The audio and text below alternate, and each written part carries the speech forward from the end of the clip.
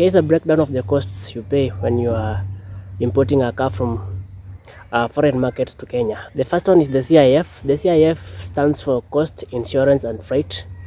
The cost is the price of the car from the foreign market, for example in Japan, and then the insurance is the freight insurance you pay when the car is on seas aboard a ship to Kenya, and then the freight is the charges you pay for shipping the car from the source market to Kenya. The second cost you pay is the payable duties or KRA duties or customs duties.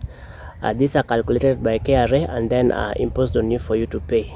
And then the third cost you're going to pay is the port clearance charges. Port clearance charges are charges you pay a KRA clearing agent to clear the car from the port. These include clearing charges, CFS storage, and NTSA registration charges. The fourth cost you are going to pay for is the full maintenance or service of the car.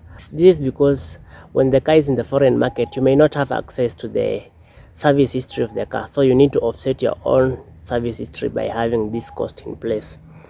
And then another cost you're going to pay for is called preventative maintenance.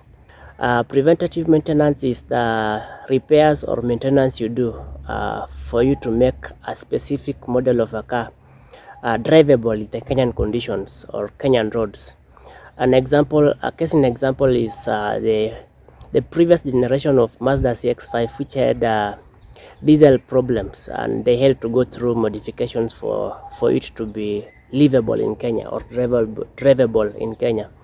So that cost, we call it preventative maintenance costs, and that is dependent on the type or model of car you are importing. Another cost is the insurance policy. The insurance policy is for the coverage of your car once you have it in Kenya. We always recommend you go for comprehensive insurance policy so that once the car leaves the port of Mombasa, it is ready to drive on Kenyan roads.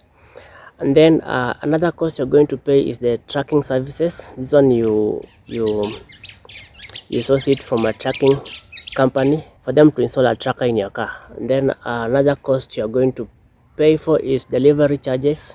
You have three options here. The first option is the car can be delivered by a driver from the port of Mombasa to whichever location you are in. Maybe you are in Nairobi or you are in Kisumu or whichever part of Kenya you are in. You can also opt for the car to be delivered by a carrier truck. The carrier truck is usually from Mombasa to Nairobi. And then another cost another option is you go to Mombasa and pick the car yourself, and then you can drive to your home or office by yourself. And then another cost you're going to pay is agency fees. Different importers have different agency fees or service charges. You also need to have that in mind as well. And then something important to note is that the CIF, the first cost we mentioned is the CIF.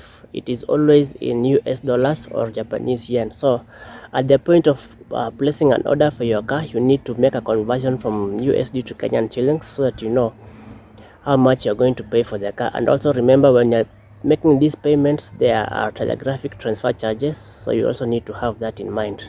So when you decide to import a car with us, remember the total cost we give is usually an approximate figure, and it is always bound to change depending on various factors. The first factor is the US dollar exchange rate, and then the second factor is KRA payable duties. They can change at any time, and also dependent on the condition of the vehicle we import. If, for example, you opt to import a different vehicle from one that needs preventative maintenance, the cost will also change. And also another thing will be the insurance policy. The insurance policy is approximate until your insurance agent comes to value your car and give you a final quote.